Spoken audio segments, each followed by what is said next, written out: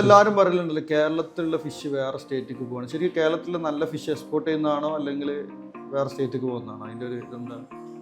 നല്ലൊരു ക്വാളിറ്റി ഉള്ള സാധനങ്ങൾ എന്ന് വെച്ച് കഴിഞ്ഞാൽ എക്സ്പോർട്ടായി കയറി പോകും. കേരളത്തിലെ ഫിഷിന് കേരളത്തിലൊരു മാർക്കറ്റ് ഉണ്ട്. തമിഴ്നാടിൻ്റെ ഫിഷ് കൂടുതലായിട്ട് എക്സ്പോർട്ട് ചെയ്യുന്നുണ്ടെന്നാണ് ഞാൻ മനസ്സിലാക്കിയത്. ഫിഷ് എക്സ്പോർട്ട് ചെയ്യാൻ നടക്കുന്ന അല്ലെങ്കിൽ എക്സ്പോർട്ട് ബിസിനസ് ചെയ്യാൻ നടക്കുന്ന കുറേ ആൾക്കാർ നമ്മുടെ കമ്മ്യൂണിറ്റിയിലും അതേപോലെ തന്നെ നമ്മളെ സറൗണ്ടിങ്ങിലുണ്ടാവും. അവരോട് പറയാനുള്ള ഒരു നോട്ടബിൾ പോയിന്റ് പറയണമെന്നുണ്ടെങ്കിൽ ഏറ്റവും കൂടുതൽ ശ്രദ്ധിക്കേണ്ട ഒരു കാര്യം എന്താവും? ഇതിൽ എംബഡ എന്ന് പറഞ്ഞൊരു ഇതുണ്ട്, ഗവൺമെൻറ്റിൻ്റെ ഇതുണ്ട്.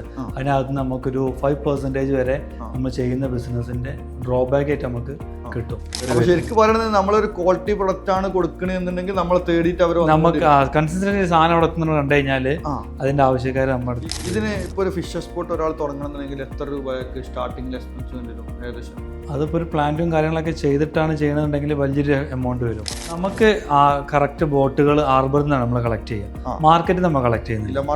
മാർക്കറ്റിൽ നിന്നില്ല, നമ്മൾ ബോട്ടിൽ നിന്ന് അൺലോഡ് ആ സമയത്ത് തന്നെ അവിടെ ഉള്ള ഏജൻസി ലോക്കൽ ആളുകളേക്ക് നമ്മൾ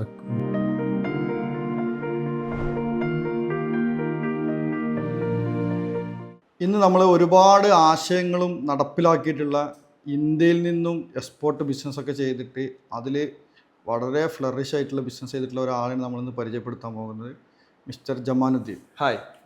ഹായ് ഷഫീഖ്.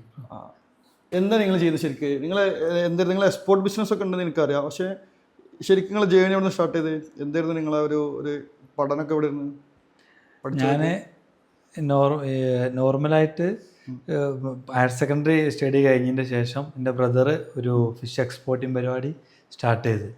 നമ്മൾ ബാക്ക്ഗ്രൗണ്ട് ഇതിലെ അല്ല, ഫാമിലി ബാക്ക്ഗ്രൗണ്ട് എൻ്റെ ഫിഷിലല്ലായിരുന്നു. ആദ്യമായിട്ടാണ്. ബ്രദർ ഇതിലേക്ക് എത്തിപ്പെട്ടു. ബ്രദർ എന്താ ചെയ്യുന്നപ്പോൾ? ബ്രദർ ഗ്രോസറി ഹോൾസെയിൽ പരിപാടിയായിരുന്നു. അതിൽ നിന്ന് പെട്ടെന്ന് സ്വിച്ച് ചെയ്തതാണ്.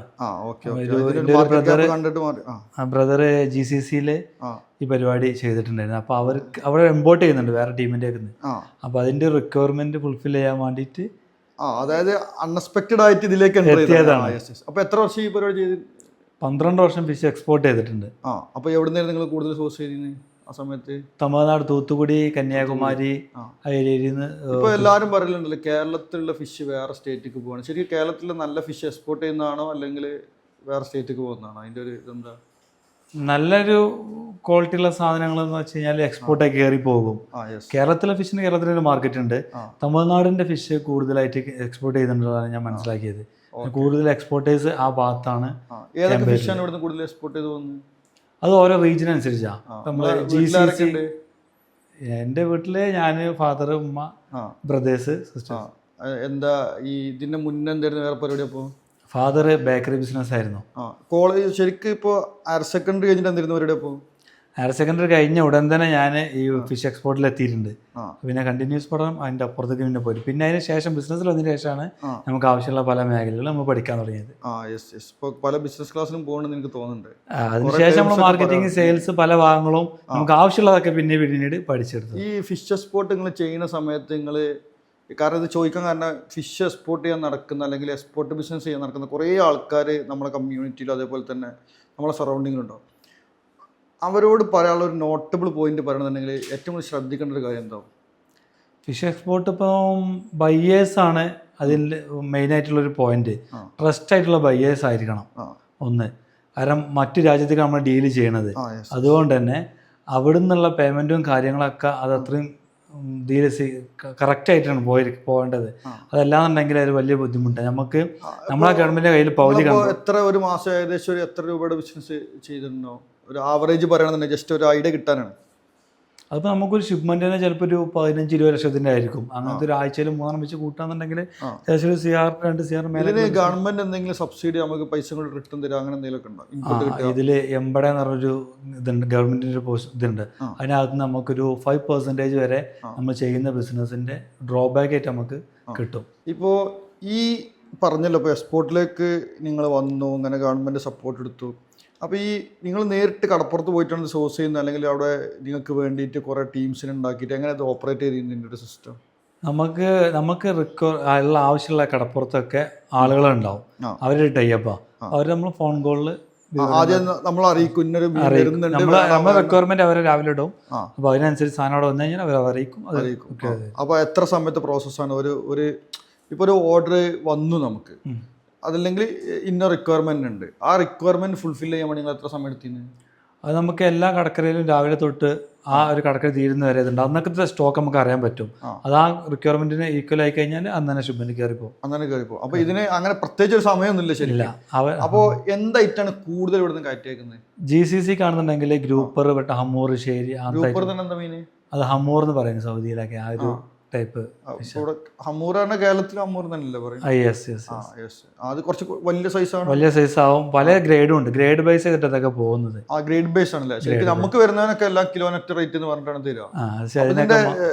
ഈ എക്സ്പോർട്ടൊക്കെ പോയിട്ട് ലാസ്റ്റ് ബാക്കിയുള്ള ഐറ്റാണ് നമ്മളെ വീടിന് മുന്നിലൊക്കെ PPP പറഞ്ഞു വരുന്നത്. അത് ഇവിടെ അതിന് ആ ഒരു ഈ പറഞ്ഞ അമൂർ ഐറ്റംസ് ഒന്നും ഇവിടെ മാർക്കറ്റിൽ വരൂല. ഇല്ല, ഇവിടെ നമ്മൾ നല്ല മീൻ നമുക്ക് കിട്ടുന്നില്ല.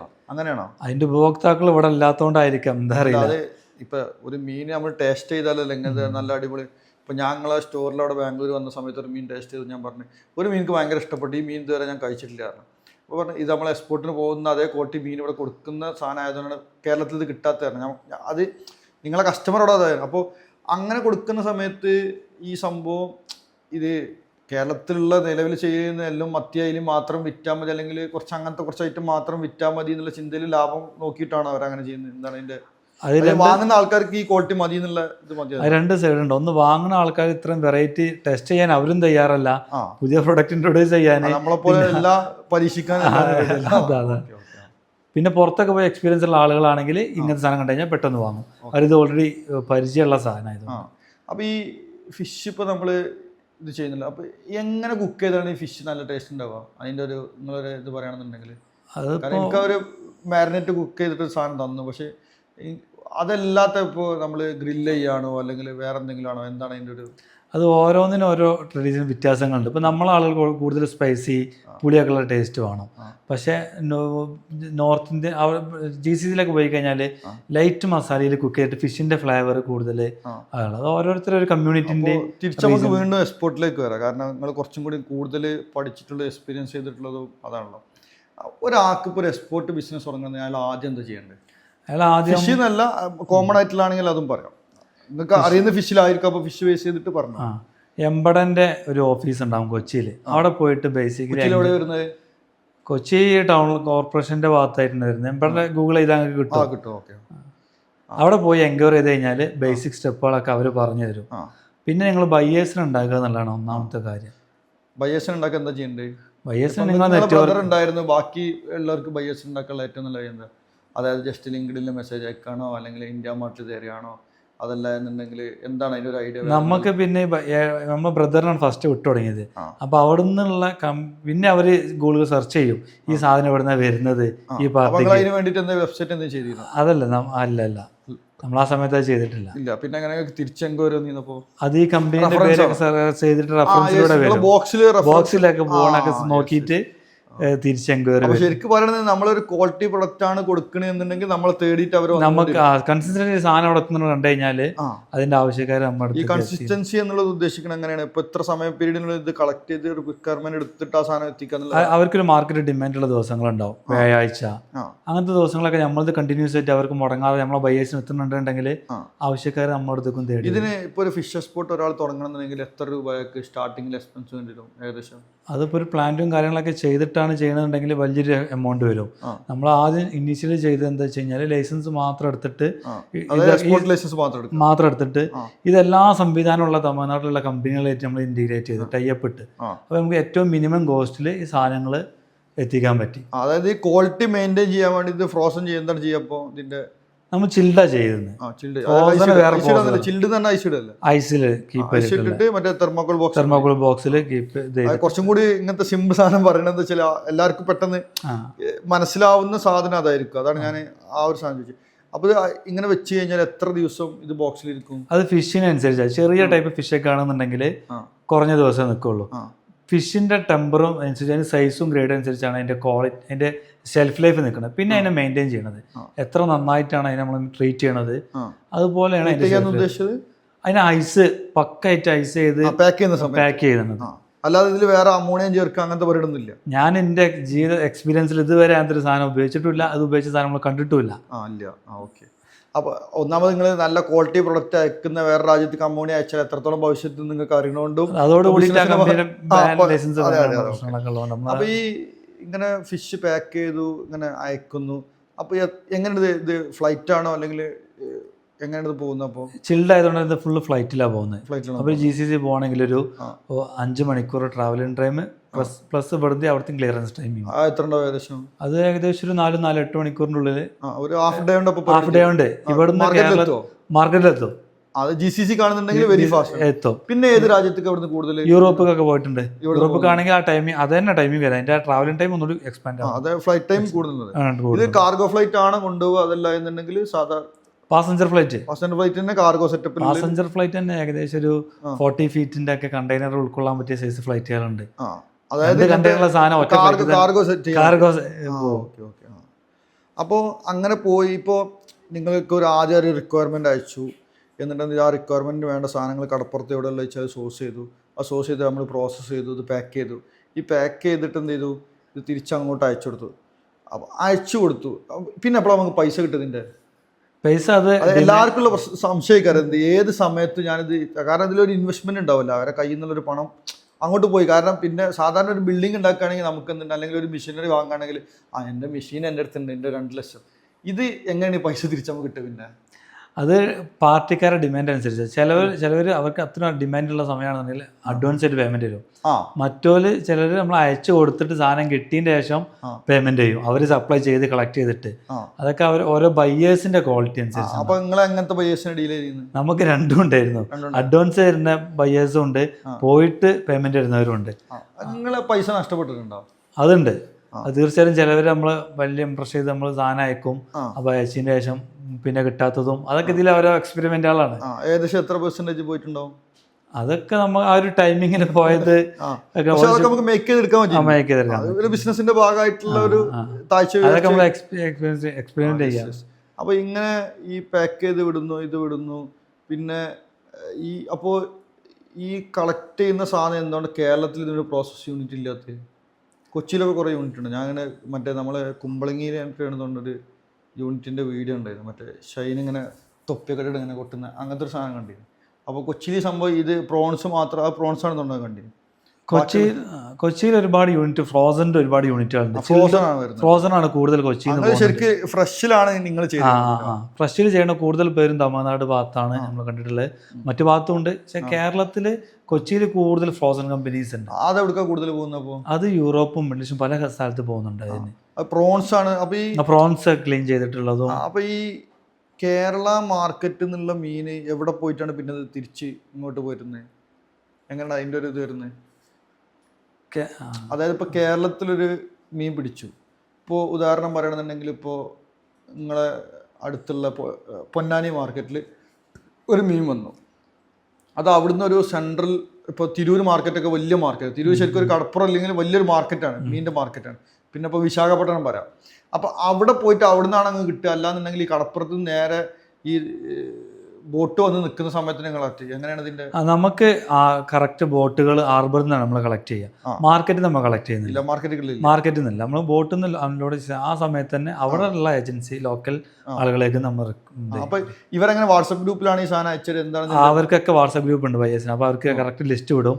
അതിന് അഗേൻസ്റ്റ് അവർക്ക് സാധനം ഉണ്ടെങ്കിൽ നമ്മൾ അയച്ചു. അപ്പൊ തന്നെ അഡ്വാൻസ് പേയ്മെന്റ് എടുക്കും. എങ്ങനെ അതിന്റെ ഡീല്? അതും ഈ പറഞ്ഞ പാർട്ടിക്കാരെന്ന് നമുക്ക് സാധനം കിട്ടിയ ഉടൻ പോകുന്നുണ്ട്, ഷിപ്മെന്റ് പോയിട്ട് പോകുന്നുണ്ട്. അതൊക്കെ അവരുടെ ഒരു ട്രസ്റ്റ്. ഒരു ഷിപ്മെന്റ് എത്ര രൂപ ഇതുണ്ടാവും? അത് ഫിഷിന്റെ ഇതനുസരിച്ചാണ്. ഒരു മിനിമം ഷിപ്മെന്റ് നടത്തണമെന്നുണ്ടെങ്കിൽ മിനിമം ഷിപ്മെന്റ് ഒരു 8-10 ലക്ഷത്തിന്റെ ഒക്കെ. 10 ലക്ഷം. അതായത് ഒരു 10 ലക്ഷത്തിന് റിസ്ക് എടുക്കാൻ പറ്റുന്ന മാത്രമേ ഇതിലേക്ക് എന്ത് ചെയ്യാൻ പാടുള്ളൂ, വരാൻ പാടുള്ളൂ. അതിലും മധ്യക്കാണ് പോകണമെങ്കിൽ ഷിപ്മെന്റിന്റെ കോസ്റ്റ് കുറയും. പക്ഷെ പ്രോൺസും അങ്ങനത്തെ ഐറ്റംസും കൂടിയ ഐറ്റംസ് ആണ് പോകണമെന്നുണ്ടെങ്കിൽ ഫിഷിന്റെ പ്രൈസ് അനുസരിച്ചാ.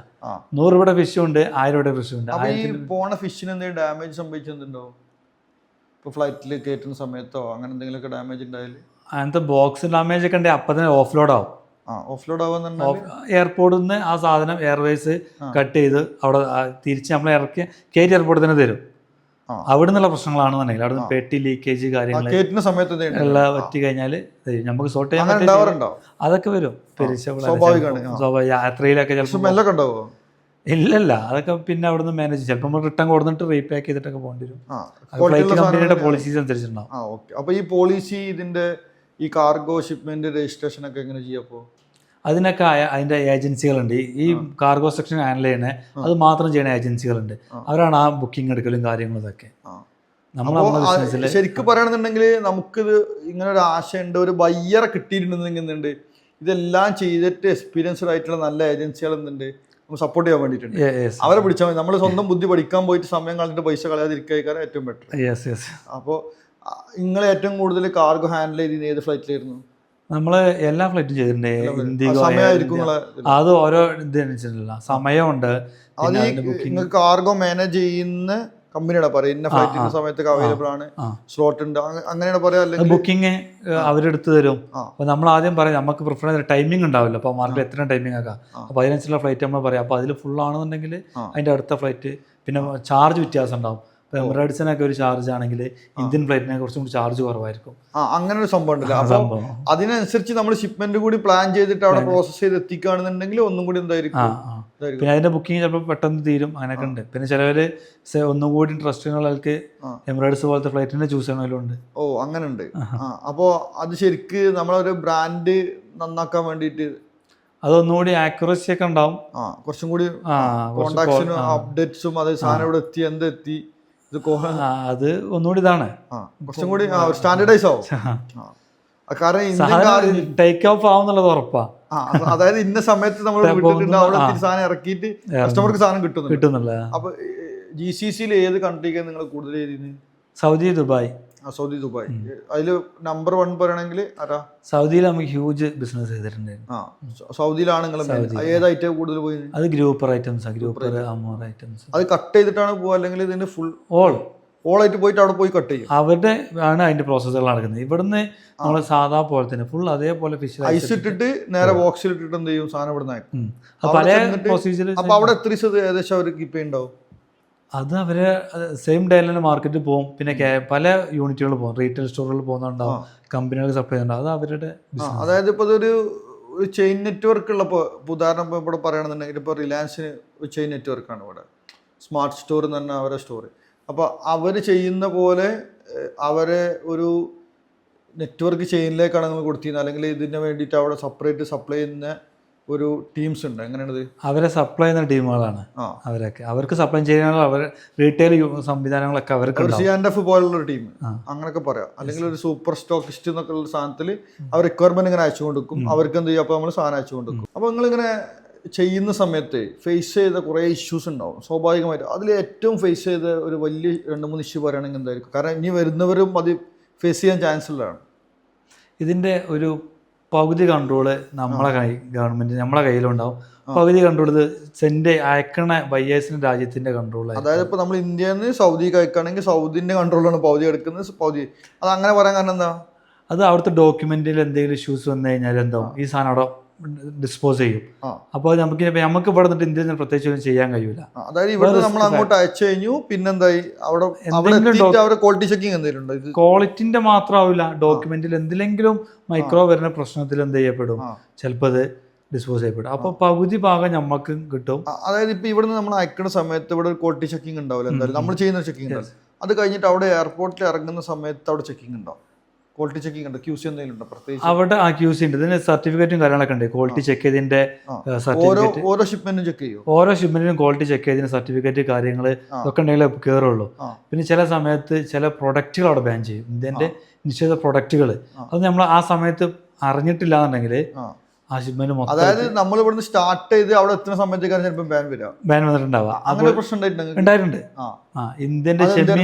ഇന്ത്യന്റെ ചെമ്മീൻ ബാൻ ചെയ്ത സമയം ഉണ്ടായിരുന്നു. അതിൽ ഫസ്റ്റ് ഷിപ്മെന്റ് നമ്മളത് അവിടെ എത്തി. ബാൻ ചെയ്ത സമയത്ത് ഇന്ത്യയിൽ ഫസ്റ്റ് ചെമ്മീൻ നമ്മളത് എത്തി. അപ്പൊ അത് ഡിസ്പോസൽ പോയി. വലിയൊരു എമൗണ്ടിന്റെ ഷിപ്മെന്റ്, അതൊരു 12 ലക്ഷം റുപ്യേന്റെ മേലുള്ള ഒരു ഷിപ്മെന്റ് ആയിരുന്നു. നേരത്തെ പറഞ്ഞ 10 ലക്ഷത്തിന്റെ ഒരു 12 അപ്പൊ അതിലെന്താ വെച്ച് കഴിഞ്ഞാല് പിന്നെ വരുന്നവർക്ക് മനസ്സിലാവും ഇന്ന് ടീമിന് ഷിപ്മെന്റ് എന്ത് ചെയ്തിട്ടുണ്ട്, പ്രശ്നമായിട്ടുണ്ട്, അതുകൊണ്ട് ബാക്കിലേക്ക് വിടാണ്ട. പക്ഷെ വിട്ട് കഴിഞ്ഞാൽ പിന്നെ പോയി കഴിഞ്ഞാൽ പിന്നെ അവിടുന്ന് അതുകൊണ്ട് തന്നെ അങ്ങനത്തെ റിസ്കുകളൊക്കെ എക്സ്പോർട്ടിൽ വരും. അതിപ്പോ സാധാരണ എല്ലാം, പക്ഷെ ഇതിന്റെ ഓളിയം കുറച്ചും കൂടി, അതായത് നമ്മളെ കയ്യിൽ നിന്ന് അങ്ങ് വിട്ടുപോയി, ഇനി അതായത് കുളത്തൊക്കെ നമ്മൾ ചാടി കഴിഞ്ഞു ഇനി മുങ്ങി തിരിച്ചെടുക്കാൻ പറ്റും. പക്ഷെ നാട്ടിലൊരു മാർക്കറ്റിലാണ് വിടുന്നുണ്ടെങ്കിൽ ആ മാർക്കറ്റിൽ അവിടെ ആവശ്യമില്ലാണ്ടെങ്കിൽ അടുത്ത മാർക്കറ്റിലേക്ക് ട്രാൻസ്പോർട്ട് ചെയ്യാൻ എന്തെങ്കിലും സംവിധാനം ഉണ്ടാവും. ഇത് രാജ്യം വിട്ട് പോയ സ്ഥിതിക്ക് എൻ്റെ ഒരു സുഹൃത്ത് ഈ ഇതിന്റെ മീനിന്റെ സപ്ലൈന്റെ പരിപാടി ഉണ്ട്. അപ്പോൾ ആള് ഫസ്റ്റ് എന്ത് ചെയ്യും, തൂത്തുക്കുടിയിൽ നിന്ന് സ്റ്റാർട്ട് ചെയ്യുന്നതാണ്. അപ്പോൾ അങ്ങനെ ഓടിയിട്ട് ചിലപ്പോൾ തിരൂർ എത്തുമ്പോൾ ഇത് കാലിയാവുന്നതാണ്. അങ്ങനത്തെ ഒരു സംഭവം പറഞ്ഞാൽ അങ്ങനെ എന്താ നടക്കുന്നത്? അത് മാർക്കറ്റിംഗ്, ലോക്കൽ മാർക്കറ്റ് സപ്ലൈസ് ആണ്. അതിപ്പോൾ അവർ തൂത്തുക്കുടിയിൽ നിന്നും ആ ഒരു പരിസര പ്രദേശത്തുള്ള ഫിഷ് എടുത്തു കഴിഞ്ഞാൽ ഡിമാൻഡുള്ള സ്ഥലത്തേക്ക് കുറച്ച് ബോക്സ് ചോദിച്ചോളൂ. അവർ 200 ബോക്സിന്റെ പിക്കപ്പ് വണ്ടിയാണെന്നുണ്ടെങ്കിൽ തിരുവനന്തപുരത്ത് കുറച്ച് വെക്കും, കൊല്ലത്ത് വെക്കും, ആലപ്പുഴ വെക്കും, അങ്ങനെ അതിനൊക്കെ മാർക്കറ്റിൽ ഏജൻസീസ് ഉണ്ട്. അവിടെയൊക്കെ ബോക്സ് ഇറക്കി വെച്ച് പോകുള്ളൂ എല്ലായിടത്തും. അപ്പോൾ ഏതെങ്കിലും ഒരു മാർക്കറ്റ് ഡൗൺ ആണെങ്കിൽ എവിടെയെങ്കിലും കപ്പ് ഉണ്ടാവും, അവിടെ നിന്നൊക്കെ മേക്കപ്പ് ചെയ്തിട്ട്, അതായത് ഇന്ന സ്ഥലത്ത് ഇന്ന മീൻ ഇല്ലാന്ന് അറിയുമ്പോൾ ആ വണ്ടി അങ്ങോട്ടേക്ക്, ആ വണ്ടി കുറച്ച് സാധനം അവിടെ ഇറക്കി വെച്ച് കൊടുക്കും, കുറച്ച് മറ്റു മാർക്കറ്റിൽ വെച്ച് കൊടുക്കും. ഏതെങ്കിലും മാർക്കറ്റിൽ ലോസിൽ പോകും. എന്തായാലും ഇങ്ങനെയൊക്കെ ഇറക്കി വെക്കുന്നുണ്ടെങ്കിലും നല്ല ക്വാളിറ്റിയുള്ള സാധനം ശരിക്കും ഇപ്പോഴും നമുക്ക് കിട്ടുന്നില്ല എന്ന് തന്നെ പറയേണ്ടി വരും. അത് കിട്ടുന്നുണ്ട്, ചെറിയ മീനൊക്കെ ഇവിടെ തന്നെയുള്ള കിട്ടുന്നുണ്ട്. പക്ഷെ ഇതിന്റെ ഒരു വെറൈറ്റീസ് ആണ് കുറവ്, കൂടുതൽ വെറൈറ്റീസ് ഐറ്റംസ് എക്സ്പീരിയൻസ് ചെയ്യാൻ പറ്റിയ നല്ല മീനുകൾ നമുക്ക് കിട്ടുന്ന. വേറെ സംഭവം എന്താ വെച്ചാല്, ഇപ്പോ നിങ്ങളിപ്പോൾ കടൽ മീനിന്റെ കാശാണല്ലോ പറയുന്നത്. ഇപ്പോൾ പുഴമീൻ അല്ലെങ്കിൽ ഇപ്പോൾ ഈ എന്തൊരു വട്ടം കെട്ടിയിട്ടൊരു മീൻ വളർത്തുന്ന കുറെ ഗവൺമെന്റ് സപ്പോർട്ടൊക്കെ കൊടുത്തിട്ട് കുറെ, അതെന്താ ശരിക്കും അത് എക്സ്പോർട്ട് ചെയ്യുന്നുണ്ട് ഇവിടെ? അത് ഈ ചെമ്മീൻ്റെ വിഷയത്തിലൊക്കെ കൂടുതൽ എക്സ്പോർട്ട് ചെയ്യുന്നത്, കൾച്ചർ ചെയ്ത ഫിഷുകൾ. ചെമ്മീനിൽ വെനാമിയൊക്കെ ഒരുപാട് വരുന്നുണ്ട്. അല്ലാതെ നോർമൽ നമ്മൾ സിലോപ്പി അല്ലെങ്കിൽ മറ്റേ കട്ട്ല, റൂഹു അങ്ങനത്തെ ടൈപ്പ് ഒന്നും ആഫ്രിക്കൻ മീനൊക്കെ ചെയ്യുന്നൊന്നും എക്സ്പോർട്ട് ചെയ്യുന്നൊന്നുമില്ല. അതിന്റെ ബയേഴ്സ് ഉണ്ടാവും. ഞാൻ എൻ്റെ എക്സ്പീരിയൻസിൽ ഞാൻ ചെയ്തിട്ട്, നമ്മൾ യൂറോപ്പ് ഇവിടെ സൗദി ബേസ് ആയതുകൊണ്ട് കടൽ ഫിഷാണ് കൂടുതൽ. പിന്നെ ഈ പറഞ്ഞ ചെമ്മീന് കൾച്ചർ ചെയ്തത്. ഈ സൗദിക്ക് ഇത്രയും മീൻ പോകാൻ എന്താ, അവിടെ ഫിഷ് ഇല്ല കടലില്? അതിന്റെ അവിടുത്തെ ഉപയോഗത്തിനനുസരിച്ചുള്ള അവൈലബിലിറ്റി അവിടെ ഉണ്ടായി, അതെന്താ നമുക്കറിയില്ല. പക്ഷെ ഇത് ഒരു പവിയപ്പൊറ്റൊക്കെ ഉള്ള സ്ഥലത്താണ് ഈ ആമൂർ ഐറ്റംസ് ഒക്കെ ഉണ്ടാകുന്നത്. അപ്പൊ അതിൽ ഇന്ത്യയിൽ എന്തുണ്ട്, തമിഴ്നാട് സൈഡിലൊക്കെ മെഷീന്റെ അവൈലബിലിറ്റി ഉണ്ട്. അപ്പൊ അത് ഇവിടുന്ന് ഈ GCC ഉള്ള എൻ്റെ ഒരു സുഹൃത്ത് ഷെഫ് ഉണ്ട്, ഡിഫൻസിൽ ഷെഫാണ്. അവൻ പറയും സാൽമന് വേണ്ടിയിട്ട് ഇവര് ഏറ്റവും കൂടുതൽ നമ്മൾ തല്ലുണ്ടാക്കുന്നത് ഒറിജിനൽ സാൽമൻ വേണം എന്നിട്ട്. അതെന്താ ഇത്ര ഈ സാൽമൻ ഇത്ര ഇത് പറയാൻ കാരണം? സാൽമന് ഒരുപാട് ഗുണങ്ങളുള്ള ഫിഷാണ്. അത് പിന്നെ അവിടെ നമ്മളിവിടെ നിന്നല്ല പോകുന്നത്, നോർവേ എന്നൊക്കെയാണ് അത് ഇമ്പോർട്ട് ചെയ്ത് വരുന്നത്. ശരിക്കും സാൽമൻ അപ്പൊ ഇന്ത്യയിൽ പ്രൊഡക്റ്റ് അല്ല, അത് കോൾഡ് വാട്ടർ ഫിഷാണ്. അപ്പൊ അത് നോർവേ എന്നൊക്കെ ഇമ്പോർട്ട് ചെയ്തിട്ട് വരുന്നത്. പിന്നെ ഒരു ഡപ്പൽ ഇങ്ങനെ അടച്ചിട്ടൊരു മീൻ തുറക്കണം, അത് എക്സ്പോർട്ട് ചെയ്യുന്ന എങ്ങനെ, അതെന്താ പരിപാടി? അത് പ്രോസസ് ചെയ്ത ഫിഷുകളാണ്. അത് ട്യൂണ പോലത്തെ ഫിഷുകളാണ് അതിൽ കൂടുതൽ വരിക. അത് പിന്നെ ഫുള്ളായിട്ട് പ്രോസസ് ചെയ്ത് ചെയ്തിട്ടുണ്ടോ? ഇല്ല. ചിൽഡ് മാത്രമേ ചെയ്തിട്ടുള്ളൂ. എല്ലാതും ഡിഫറെന്റ് കാറ്റഗറീസ് ആണ്. ഇപ്പോൾ ചിൽഡ് ഫിഷ് ഒരു കാറ്റഗറിയാണ്, ഫ്രോസൺ ഒരു കാറ്റഗറിയാണ്, പ്രോസസ് ചെയ്ത് ക്യാനൊക്കെ ചെയ്ത് അത് വേറെ കാറ്റഗറിയാണ്, ഡ്രൈ ഫിഷ് എല്ലാം സെപ്പറേറ്റ് ആണ്. നമ്മളതിൽ ഫോക്കസ് ചെയ്തിട്ടുള്ളത് ചിൽഡിലാണ്. അപ്പോൾ അങ്ങനെയാണെന്നുണ്ടെങ്കിൽ ഇപ്പോൾ നമ്മൾ ആദ്യം പറഞ്ഞൊരു പോയിന്റിലേക്ക് തിരിച്ചു തരാം. ഒരു എക്സ്പോർട്ട് ഫിഷ് റിലേറ്റഡ് ഒരാൾ ചെയ്യുക, ഫ്രഷ് ഐറ്റംസോ അല്ലെങ്കിൽ ഒരു ഫിഷ് റിലേറ്റഡ് സാധനം ചെയ്യാന്നുണ്ടെങ്കിൽ അതൊക്കെ ഏറ്റവും റിസ്ക് കുറഞ്ഞ മെത്തേഡ് ഏതിലേക്ക് ചെയ്യുന്നതായിരിക്കും? ഫ്രോസൺ ആയിരിക്കും. അത് പിന്നെ അതോടുകൂടി സെൽഫ് ലൈഫ് കൂടിപ്പോയല്ലോ.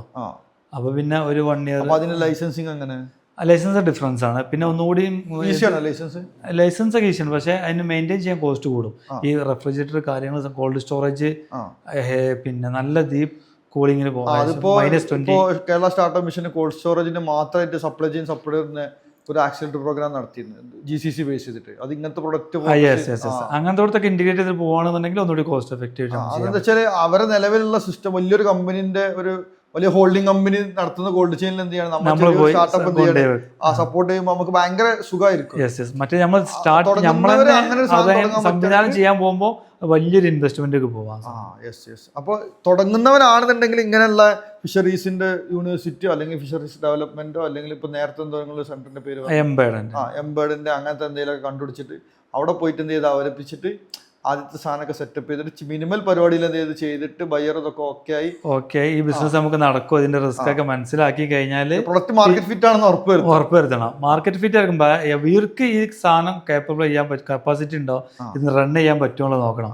ബയേഴ്സിന്റെ പേയ്മെന്റ് കറക്റ്റ് കിട്ടുന്നുണ്ടോ, അങ്ങനത്തെ കാര്യങ്ങളൊക്കെ നോക്കി കഴിഞ്ഞാൽ. ഇപ്പോൾ ഞാൻ എക്സ്പോർട്ട് ഇമ്പോർട്ടൊക്കെ പഠിച്ച ആളാണ് ശരിക്ക്. പക്ഷെ എന്താ പഠിച്ചതെന്ന് എനിക്ക് ഇപ്പോഴും അറിയില്ല. ബിൽ ഓഫ് ലാഡിംഗ് എന്ന് പറഞ്ഞ പ്രശ്നം എന്തൊക്കെ സാധനങ്ങളൊക്കെ ഉണ്ടൊക്കെ എന്നൊക്കെ പറയും. ഇങ്ങനെ സാധനമൊക്കെ ഇതിനുണ്ടോ? ഇതിന് കുറച്ച് ലൈസൻസ് കാര്യങ്ങളൊക്കെ ഉണ്ട്. അതൊക്കെ പിന്നെ നമ്മൾ ഈ ഒരു ഇതിന്റെ യൂണിറ്റ് പോയി സംസാരിച്ച് കഴിഞ്ഞാൽ അവർ കറക്റ്റ് നമുക്ക് അതിന് സ്ട്രക്ചർ തരും, ചെക്ക് ലിസ്റ്റ് ഒക്കെ തരും. അതില് ഒരു എംബേഡന്റ് ഗവൺമെന്റ് സംവിധാനത്തിൽ പോയി കഴിഞ്ഞാൽ അവരൊക്കെ പറഞ്ഞുതരും. പിന്നെ ഇതിന്റെ കാർഗോ സെക്ഷൻസ് ഒക്കെ ഹാൻഡിൽ ചെയ്യാൻ CNF ടീമുകൾ ഒരുപാടുണ്ട്. എല്ലാ എയർപോർട്ടിന്റെ പരിസരത്തും എനിക്ക് ഓഫീസ് കാലിക്കറ്റ് എയർപോർട്ടിലുണ്ട്. കാലിക്കറ്റ് ഈ നമ്മളെ ഏരിയയിൽ ഏറ്റവും കൂടുതൽ ഫിഷ് എക്സ്പോർട്ട് ചെയ്യുന്ന എയർപോർട്ട് ഏതാ? അത് പോകുന്ന വിമാനത്താവളം പറയുകയാണെന്നുണ്ടെങ്കിൽ GCC ഒക്കെ ആണെന്നുണ്ടെങ്കിൽ നമുക്ക് കൊച്ചിയും കാലിക്കറ്റ് ഒക്കെ ഉണ്ട്. പിന്നെ യൂറോപ്പും ഇതൊക്കെയാണ്. നമ്മൾ തിരുവനന്തപുരം, കൊച്ചി, കോഴിക്കോട് മൂന്നോടത്തും ചെയ്തിട്ടുണ്ട്. കണ്ണൂർ ചെയ്തിട്ടില്ല. കാർഗോ ഉണ്ട്. കണ്ണൂരൊക്കെ വരുന്ന സമയമായപ്പോൾ ഞാൻ ഈ മേഖലയിൽ നിന്ന് ഇങ്ങനെ കുറച്ച് വിഡ്രോ ചെയ്ത് തുടങ്ങിയിട്ടുണ്ട്. റീറ്റെയിൽ ഒക്കെ നോക്കാൻ വേണ്ടിയിട്ട്. അപ്പൊ ഈ ഇങ്ങനെ ചെയ്യുന്ന സമയത്ത് നിങ്ങൾ ഈ ഇപ്പോൾ ഒരു പ്രശ്നം പറഞ്ഞല്ലോ. ഇപ്പോൾ അതേപോലെ ഇപ്പോൾ നമ്മൾ എല്ലാ എക്സ്പോർട്ട് ബിസിനസ്സിലും നമ്മൾ ഗവൺമെന്റ് നമുക്ക് ഇങ്ങനെ ക്രെഡിറ്റ് ഗ്യാരണ്ടി തരിക എന്നുള്ള കുറേ പരിപാടികളൊക്കെ ഉണ്ടല്ലോ. അങ്ങനെ എന്തെങ്കിലുമൊക്കെ ഇതിന് കിട്ടുമോ?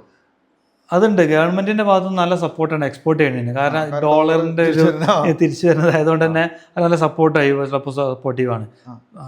അതിന്റെ ഒരു അല്ലാതെ ഇപ്പോൾ ഉദാഹരണം പറയുന്നത് നമുക്ക് ഇങ്ങനെ ഒരു ബയർക്ക് സാധനം പോയി ഇപ്പോൾ നമുക്കൊരു ബാങ്ക് അവിടെ ഉണ്ടാവില്ല, ഇതിന്റെ ഇടയിൽ നിൽക്കുന്ന ഒരു ബാങ്ക് ഉണ്ടെന്നാണ് എന്റെ ഓർമ്മ. ഞാൻ പണ്ട് അപ്പൊ ഈ ബാങ്ക് നമുക്ക് ഈ ബില്ലിന് അഗേൻസ്റ്റ് ആയിട്ട് ലോൺ തരാം, അങ്ങനെ എന്തെങ്കിലുമൊക്കെ ഉണ്ടോ? ഓടി തരാ? ഇല്ല, ഈ പ്രൊഡക്റ്റിന് അതൊന്നും ഇല്ല. ഇത് അവിടെ എത്തി പൈസ കിട്ടിയാൽ മാത്രം. ഈ ക്യാഷ് എങ്ങനെ അവർ നമുക്ക് ഹാൻഡിൽ ചെയ്യുന്നത്? ഫുള്ളി ക്യാഷ് നമ്മളെ ബാങ്കിലോട്ട് വരും. ആ ബാങ്കിലോട്ടൊക്കെ ത്രൂ കറക്റ്റ് വന്നു കഴിഞ്ഞാൽ നമുക്ക് ഈ പറഞ്ഞ ഡ്രോബാക്കും കാര്യങ്ങളൊക്കെ കിട്ടുള്ളൂ. ഗവൺമെന്റ് തരുന്ന 5% ഡ്രോബാക്ക് ഉണ്ട്. അതൊക്കെ പ്രോപ്പറായിട്ട് അതേ അക്കൗണ്ടിലോട്ട് ആ ക്യാഷ് വന്നു കഴിഞ്ഞാൽ. ഡ്രോബാക്ക് എന്ന് പറഞ്ഞാൽ നമുക്ക് ഗവൺമെന്റ് തരുന്ന 5% സബ്സിഡി വരുന്നുണ്ട്. നമ്മൾ എത്ര ഡോളറിന്റെ സാധനം അയച്ചത് അതിന്റെ എമൗണ്ട് ബാങ്കിൽ വന്നു കഴിഞ്ഞാൽ, അതായത് ഇപ്പോൾ ഒരു വർഷം ഒരു കോടിക്ക് അയച്ചു കഴിഞ്ഞാൽ നമുക്ക് എന്ത് 5 ലക്ഷം രൂപ ഗവൺമെന്റ് തിരിച്ചു തരും. വെറുതെ തരും. അങ്ങനെ പൈസ കിട്ടിയിട്ടുണ്ടോ? കിട്ടിയിട്ടുണ്ട്. എത്ര കിട്ടിയിട്ടുണ്ടോ ഏകദേശം? അത് അതായിരിക്കും നമുക്ക് ലാസ്റ്റ് കൂട്ടി വരുമ്പോൾ അതിന്റെ ഒരു എമൗണ്ട് നമുക്ക് ലാഭം എന്താന്ന് വെച്ചാൽ ലാസ്റ്റ് നമ്മളൊരു സെറ്റിൽമെന്റ് എങ്ങനെ ഗവൺമെന്റ് ടൈം പീരീഡ് ഉണ്ട്. അതിന് കുറച്ച് ടൈം പീരീഡ് പേപ്പർ വർക്ക്സ് ഒക്കെ ഉണ്ട്. അത് കഴിഞ്ഞ് കഴിയുമ്പോൾ അത് നമ്മളെ അക്കൗണ്ടുകളോട് അത് നമ്മൾ ചെയ്യണം. നമ്മൾ അപ്ലൈ ചെയ്ത കാര്യം ചെയ്ത് കഴിഞ്ഞാൽ നമ്മളെ ഈ കറണ്ട് അക്കൗണ്ട് തന്നെ അതൊക്കെ ഈസിയാണ്. അതൊക്കെ സപ്പോർട്ട് ഗവൺമെന്റ് ഭാഗത്തുണ്ട്. നമ്മൾ ഈ കറണ്ട് അക്കൗണ്ടിലോട്ട് തന്നെ പൈസ. അപ്പൊ ഈ എക്സ്പോർട്ടുമായി ബന്ധപ്പെട്ട് ഫിഷറീസ് യൂണിവേഴ്സിറ്റിയോ അങ്ങനെ ആരെങ്കിലും എന്തെങ്കിലുമൊക്കെ ചെയ്യുന്നുണ്ടോ? അപ്പോൾ അത് എംബഡയിലാണ് എക്സ്പോർട്ടിന്റെ എല്ലാ കാര്യങ്ങളും ചെയ്യുന്നത്. ഫിഷറീസിന്റെ ബാക്കി എല്ലാത്തിനും ഫിഷറീസ് ഇതുണ്ട്. Indian institute of fisheries technology ഉണ്ട്. ബാക്കി ലോക്കൽ ബിസിനസ്സുകൾക്കൊക്കെ എക്സ്പോർട്ട് ചെയ്യുന്നതിന് എംബഡ എന്ന് പറഞ്ഞിട്ട് സർവീസ് ഉണ്ട്, സെപ്പറേറ്റ് ഉണ്ട്. പിന്നെ ഇപ്പോൾ ഇതിപ്പോ ഫിഷിന്റെ കേസ് മാത്രമാണല്ലോ പറയണ്ടത്. ചിക്കന് ശരിക്കും ഫ്രഷ് ആണല്ലോ അപ്പോൾ നമ്മൾ പറയേണ്ടത്. അതായത് ജീവനുള്ള എന്ത് സാധനത്തിനും ഫ്രഷ് എന്നുള്ള സാധനത്തിലേക്ക് മാറ്റല. ചിക്കൻ ചെയ്തിട്ടുണ്ടെങ്കിൽ ഇല്ല, ചിക്കന് വെജിറ്റബിൾ ഒന്നും നമ്മൾ ചെയ്തിട്ടില്ല. ഇന്ത്യയിൽ ചെയ്യുന്നുണ്ട്. ചിക്കൻ എനിക്ക് തോന്നുന്നു കൂടുതൽ ബ്രസീലാണെന്ന് തോന്നുന്നുണ്ട്. അവിടെ GCC-യിലൊക്കെ വരുന്നത് ബ്രസീലിന്റെ പ്രൊഡക്റ്റ് ആണ്. പക്ഷെ കേരളത്തിലുള്ള കുറെ സ്റ്റാർട്ടപ്പുകൾ അതിന് വേണ്ടിയിട്ട് വർക്ക് ചെയ്ത് തുടങ്ങിയിട്ടുണ്ടെന്ന്. വെജിറ്റബിൾ ഫ്ലവർ ഇന്ത്യയിൽ നിന്ന് കേരളത്തിൽ നല്ലോണം എക്സ്പോർട്ട് ആയി ഒരുപാട് പോകുന്നുണ്ട്. അപ്പൊ ഈ ഫ്ലവർ പോകുന്നുണ്ടോ? ഫ്ലവർ തമിഴ്നാട്ടിൽ നിന്ന് പോകുന്നുണ്ട്. അതൊക്കെ ഈ പറഞ്ഞ കൊച്ചിയിൽ നിന്നും കോഴിക്കോട് നിന്നൊക്കെ ഷിപ്മെന്റ് എടുക്കുന്നുണ്ട്. അപ്പൊ ഈ ഇങ്ങനെ പോണ സമയത്ത് ഇപ്പോ ഒരാളിത് തുടങ്ങി അയാള് ഈ ഒരു പ്രശ്നം വരുമല്ലോ, ഇപ്പൊ ഇതില് സ്റ്റക്കാവുമല്ലോ.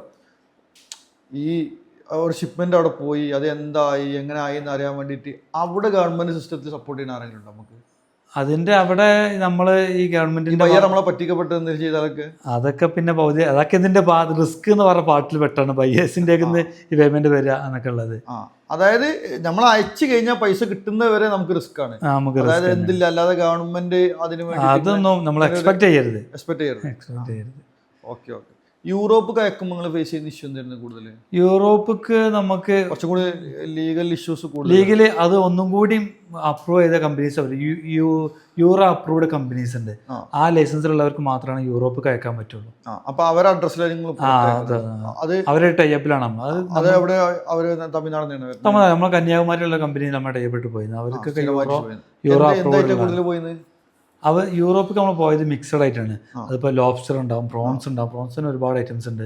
പിന്നെ ചെറിയ ഫിഷുകളൊക്കെ. അതൊക്കെ ഒരു സൂപ്പർ മാർക്കറ്റിന്റെ ഓർഡറാണ് വരുന്നുണ്ടെങ്കിൽ അവർക്ക് ചിലപ്പോൾ ഇന്ത്യൻ്റെ പല ഐറ്റംസും ആവശ്യമുണ്ടാവും. അതായത് ഇന്ത്യൻസ് ജീവിക്കുന്ന സ്ഥലത്തുള്ള സൂപ്പർ മാർക്കറ്റ് അവരുടെ റിക്വയർമെന്റ് ആണ്. അപ്പൊ അവർക്ക് നഷ്ട നാട്ടിലേതെങ്കിലും ഫിഷുകളായിരിക്കും, ഒരുപാട് ലിസ്റ്റുകളുണ്ട്. ആദ്യം എത്ര സമയം കൂടുമ്പോൾ ഷിപ്മെന്റ് അതിന്റെ ഒരു റേഷ്യോ പറയണമെങ്കിൽ അതും നോർമലി ഇതേ ടൈമിംഗ് തന്നെ. അതിന് ട്രാവലിംഗ് ടൈം ഒന്നുകൂടി കൂടുന്നുള്ളൂ. ഫ്ലൈറ്റിന്റെ ഡ്യൂറേഷൻ ഒരു 15 മിനിറ്റ്. അവിടെ എത്ര സമയം കൂടുമ്പോൾ റിപ്പീറ്റ് ഓർഡർ വരുന്നുണ്ടാവും UK ആണെന്നുണ്ടെങ്കിൽ? അതും ഈ പിന്നെ വീക്കിലി 2 times ഒക്കെ പോകുന്ന ടീം. അതായത് ഒരു ഷിപ്മെന്റ് ഒരു സൂപ്പർ മാർക്കറ്റ് പോയ 2 ദിവസം കൊണ്ട് തീർന്നിട്ട് അതാ അപ്പൊ വെരി ഫാസ്റ്റ് ആണ് പരിപാടി. അതായത് സംഭവം നമ്മള് ഒരു സ്റ്റെപ്പ് കടന്ന് നല്ലൊരു ബയ്യറും കൂടി ആണ് കറക്റ്റ് പൈസ വരേണ്ടതുണ്ടെങ്കിൽ പിന്നെ സോഴ്സ് ചെയ്യുന്നിടത്തും ക്വാളിറ്റി ചെയ്യുന്നിടത്തും നമ്മൾ കറക്റ്റ് നോക്കുകയാണെന്നുണ്ടെങ്കിൽ നല്ല അടിപൊളിയായിട്ട്. അതുകൊണ്ടാണ് നിങ്ങൾ 12 വർഷം തുടർച്ചയായി ചെയ്തിട്ടുണ്ടാവും. അത് നമുക്ക് ഈസിയാണ്. നമുക്ക് ഇതേ റിപ്പീറ്റ് പരിപാടി തന്നെ പോകാനുണ്ടാവുക. പുതിയ ആൾക്കാർ ഓൺബോർഡ് ചെയ്യുന്ന സമയത്ത് നല്ല ശ്രദ്ധിക്കണം. അപ്പൊ അതെങ്ങനെ പുതിയ ആൾക്കാർ ഇങ്ങനെ വരുമ്പോൾ നമ്മൾ എങ്ങനെയാണ് അവരെ ചെക്ക് ചെയ്യുക? അത് നമ്മൾ ചിലവർ അഡ്വാൻസ് പേയ്മെന്റ് ചെയ്യും. മറ്റു ചിലവർക്ക് നമ്മൾ എന്ത് ചെയ്യേണ്ടി വരും, സാമ്പിൾ ഷിപ്മെന്റ് ചെയ്യും. 2 കൂട്ടർക്ക് അവർക്ക് നമ്മളെ ചിലപ്പോൾ പേടിയുണ്ടാവും, പേയ്മെന്റ് അയച്ചു കഴിഞ്ഞാൽ കിട്ടുമോ എന്നൊക്കെ അവർക്ക് ട്രസ്റ്റ് ഉണ്ടാവില്ല. അപ്പോൾ അതുകൊണ്ട് ചിലപ്പോൾ മ്യൂച്വൽ അണ്ടർസ്റ്റാൻഡിങ്ങിന് ചിലപ്പോൾ നമ്മൾ സാമ്പിൾ ഷിപ്മെന്റ് ചെയ്യും, അവർ അഡ്വാൻസ് ചെയ്യും. ഒക്കെ പല രീതിയിലും ബയേഴ്സിനായിട്ട് ഡീൽ ചെയ്ത്. ഇതിപ്പോൾ എക്സ്പോർട്ട് ഏകദേശമൊക്കെ നമ്മൾ കവർ ചെയ്തെന്ന് എനിക്ക് തോന്നുന്നുണ്ട്. ഇനിയിപ്പോൾ ആരെങ്കിലും ഒരു എക്സ്പോർട്ടുമായി ബന്ധപ്പെട്ട് ഒരു സപ്പോർട്ടൊക്കെ ചോദിക്കാന്നുണ്ടെങ്കിൽ നിങ്ങൾ അതിന് സപ്പോർട്ട് ചെയ്യുമോ? നമ്മളെ ഓൾറെഡി എൻ്റെ ഫ്രണ്ട്സൊക്കെ ഇപ്പോൾ ഇത് ചെയ്തുകൊണ്ടിരിക്കുന്നുണ്ട്. അപ്പോൾ അവർക്കിപ്പോൾ ഒരു ഇനീഷ്യേറ്റീവ് എടുക്കണം എന്നുണ്ടെങ്കിൽ ബയേഴ്സുകാരോ കയ്യിലുണ്ടെങ്കിൽ ഒരു ടെസ്റ്റ് ഷിപ്മെൻ്റ് ഒക്കെ അടിക്കാൻ നമ്മൾ എന്ത് ചെയ്യും, നമ്മൾ സപ്പോർട്ട് ചെയ്ത് കൊടുക്കും. ഒരു ചെറിയ കോസ്റ്റിൽ മിനിമം സെറ്റപ്പിൽ അവർക്ക് എന്ത് ചെയ്യാം, ഷിപ്മെന്റ് അവിടെ എത്തി. അതൊക്കെ ആൾക്കൊരു ഡൗട്ട്, ഇത് എങ്ങനെ ഇവിടെ നിന്ന് എത്തുന്നത്, ആ കാര്യങ്ങളൊക്കെ എന്ത് ചെയ്യാൻ പറ്റും. നിങ്ങളെ നെറ്റ്വർക്കിലുള്ള ഇപ്പോൾ അതായത് ഫ്ലൈറ്റിൻ്റെ സെറ്റപ്പ് ആണെങ്കിലും ലൈസൻസിങ്ങിൻ്റെ QCയിലെല്ലാം ഇപ്പോൾ നിങ്ങൾ ഇത്രയും വർഷത്തെ എക്സ്പീരിയൻസ് ഉണ്ടായത് ആ നെറ്റ്വർക്കിലുള്ള കുറേ ട്രസ്റ്റബിൾ ആൾക്കാരുണ്ടാവുമല്ലോ. അവരൊക്കെ കണക്ട് ചെയ്ത് കൊടുത്താൽ തന്നെ ഈ പരിപാടി ഭയങ്കര ഈസി ആയിരിക്കും. അവർക്ക് ഒരു ഷിപ്മെന്റ്, അവർക്ക് ഒരു സൗദിയിലോട്ടൊരു സാധനം എത്ര എന്നുണ്ടെങ്കിൽ ആ ഡീറ്റെയിൽ തരിക, ആ സാധനങ്ങൾ നമ്മൾ എന്ത് ചെയ്ത് കൊടുക്കും, അവർക്ക് ചെയ്ത് കൊടുക്കും. അത് കഴിഞ്ഞാൽ ബിസിനസ് ഒക്കെ അവർ ഓക്കെ ആണെങ്കിൽ അവർ കണ്ടിന്യൂ ചെയ്യാൻ പോയാൽ മതി.